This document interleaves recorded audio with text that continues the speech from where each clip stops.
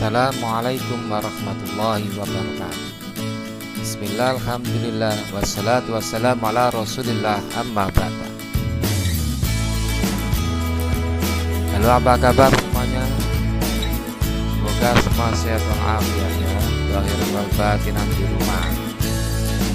Anak-anak sekalian, hari ini kalian bertemu kembali dengan Pak Rohman dalam materi pengenalan kurikulum 2013.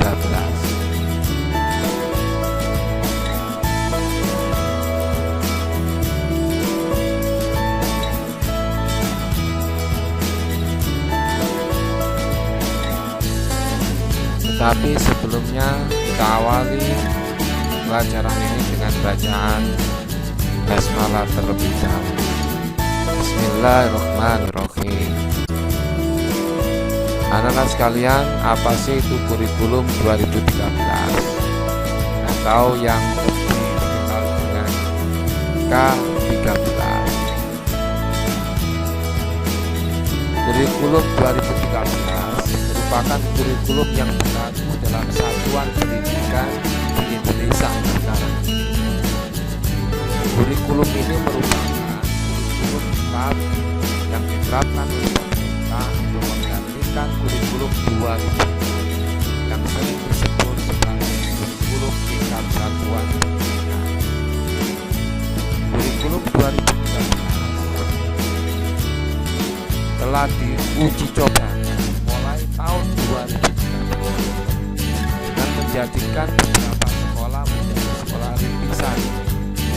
Alhamdulillah termasuk SMP salah satu dari 5 sekolah rintisan yang ada di Kabupaten Mojokerto.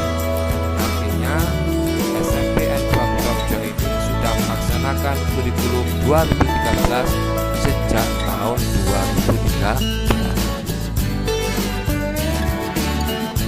Nah, anak-anak sekalian, kompetensi yang diajarkan dalam kurikulum 13 ini ada kompetensi inti dan ada kompetensi dasar. Kompetensi inti yang kemudian dijabarkan dalam kompetensi dasar ini memuat aspek spiritual, aspek sosial, kemudian aspek pengetahuan dan aspek keterampilan. Nah, karena kompetensi dasar yang diajarkan ini 4 aspek tersebut, maka penilaiannya nanti kalau kalian nanti sekolah di SMP Negeri 2 Purworejo, keempat aspek ini juga akan dinilai. Di penilaian kurikulum 2013 ini juga meliputi aspek spiritual, aspek sosial, aspek pengetahuan, dan aspek keterampilan. Aspek spiritual ini telah diajarkan di SMP ini dengan berbagai kegiatan seperti sholat duha berjamaah, kemudian juga ada ngaji, kemudian ada kemajusa hafalan juz amma, kemudian juga ada sholat duhur, bahkan waktu 5 hari sekolah itu ada sholat asar berjamaah. Ini bagian dari aspek spiritual. Kemudian juga aspek sosial. Kita sering mengadakan kerja bakti baik di sekolah maupun di luar sekolah. Kepedulian pada lingkungan, kepedulian pada teman, kepedulian pada sekolah. Ini semua diajarkan. Kemudian pengetahuannya jelas dan keterampilan. Tentunya harapannya dari pendidikan yang dilakukan di SMP ini yang meliputi 4 aspek, yaitu spiritual, sosial, pengetahuan, dan keterampilan. Ketika kalian lulus memiliki kompetensi atau kemampuan dasar-dasar spiritual yang baik, yang mantap, ya kemudian memiliki sifat sosial, jiwa sosial yang sangat peduli, kemudian pengetahuannya juga cemerlang dan keterampilannya yang mahal. Nah, anak-anak, dalam kurikulum 13 itu mata pelajaran yang diajarkan dengan alokasi waktu ini bisa menjadi dua kelompok, kelompok A dan kelompok B. Kelompok A terdiri dari mata pelajaran pendidikan agama dan ini alokasi waktunya 3 jam. Pendidikan Pancasila dan kewarganegaraan alokasinya 3 jam. Bahasa Indonesia 4 jam, matematika 6 jam, ilmu pengetahuan alam 4 jam, ilmu pengetahuan sosial 4 jam, dan bahasa Inggris 4 jam. Kemudian kelompok B terdiri atas mata pelajaran seni budaya 3 jam, pendidikan jasmani olahraga dan kesehatan 3 jam, prakarya 2 jam, bahasa Jawa 3 jam, bimbingan berselingkuh 1 jam, tatap muka 13. Nah, selanjutnya anak-anak, beban belajar. Apa sih beban belajar itu? Beban belajar itu merupakan keseluruhan muatan dan pengalaman belajar yang harus diikuti dalam satu semester dan 1 tahun pelajaran. Beban belajar di sekolah menengah atau SMP ini terdiri atas kegiatan tatap muka, kegiatan terstruktur, dan kegiatan mandiri. Dalam situasi normal, kegiatan tatap muka ini lebih dominan. Kegiatan terstruktur dan kegiatan mandiri hanya maksimal 50% dari kegiatan dari waktu.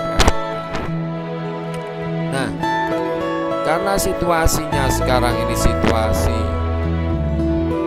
penyebaran virus corona COVID-19, situasi darurat, maka kegiatan tatap muka antara siswa dan guru dalam kelas ini untuk sementara waktu ditiadakan, diganti dengan kegiatan pembelajaran jarak jauh atau daring. Karena itu maka kegiatan terstruktur dan kegiatan mandiri jauh lebih dominan. Artinya apa? Kalian harus belajar mandiri di rumah. Kalaupun tetap ada komunikasi dengan bapak ibu itu via online. Nah, karena pembelajaran jarak jauh ini yang dilakukan, maka secara otomatis kalian harus mandiri. Tidak boleh tidak. Kalian harus berusaha untuk bertanggung jawab atas diri sendiri. Tidak boleh malas-malasan untuk belajar. Kalian harus memilih atau mengelola waktu kalian agar benar-benar bisa melaksanakan proses pembelajaran sebagaimana yang sudah diatur oleh sekolah. Karena itu, maka segala hal yang terkait dengan proses pembelajaran secara mandiri dengan jarak jauh ini harus disiapkan secara otomatis. Baik mungkin HP Android-nya, mungkin paketannya atau WiFi-nya, dan juga kesiapan kalian. Dengan kemudian waktu sekolah kalian justru tidur-tiduran. Walaupun boleh belajar di kamar, belajar sambil makan boleh, tetapi yang jelas kalian harus tahu waktunya bahwa ini situasi belajar dan belajar itu harus dilalui dengan jarak jauh. Selanjutnya anak-anak, beban belajar kegiatan tatap muka dinyatakan dalam jumlah jam pelajaran per minggu dengan durasi waktu selama 40 menit. 1 jam pelajaran itu 40 menit. Dan beban belajar kegiatan terstruktur dan beban kegiatan mandiri paling banyak sudah dijelaskan sama Pak Rohman. Dalam waktu kegiatan tatap muka pelajaran yang bersama. Nah, sekali lagi mestinya seperti ini kalau normal. Karena ini tidak normal, maka Ya, hampir 80% kegiatan mandiri itu dilaksanakan di lingkungan. Selebihnya pengajian. Berikutnya beban belajar 1 minggu untuk kelas 7, kelas 8, dan kelas 9. Masing-masing 38 jam belajar. Beban belajar kelas 7, kelas 8 masing-masing paling sedikit 36 minggu efektif. Beban belajar kelas 9 pada semester ganjil paling sedikit 18 efektif, dan pada semester genap paling sedikit 14 minggu efektif. Kenapa jumlah minggu efektif kelas 9 lebih sedikit? Karena khususnya pada saat semester 2 atau semester genap, kelas 9 ini sudah menghadapi berbagai kegiatan dalam proses kelulusan. Di antaranya adalah tryout, kemudian juga ujian sekolah. Kalau dulu ada ujian nasional, maka semuanya butuh. Nah, informasinya untuk tahun ini sebenarnya kelas 9 harus melalui proses ujian nasional. Ujian nasional itu sebagai ujian terakhir.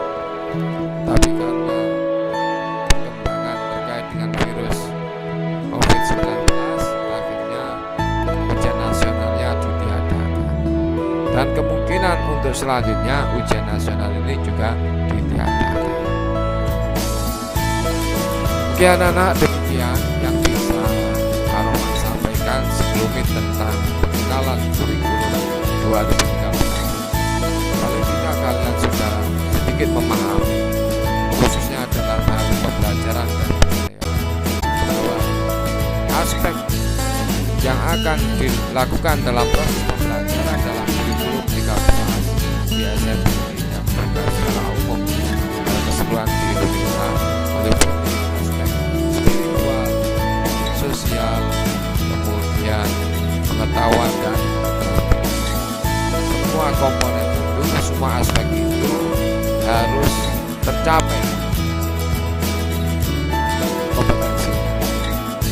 Artinya seluruh aspek itu harus mencapai kompetensi minimal jika kalian ingin naik kelas ataupun lulus dari SMP.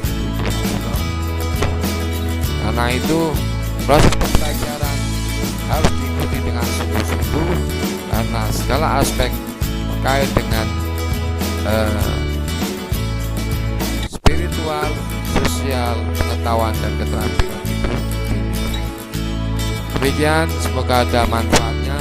Kurang lebihnya mohon maaf. Kita akhiri dengan bacaan hamdalah. Alhamdulillahirabbil alamin. Assalamualaikum warahmatullahi wabarakatuh.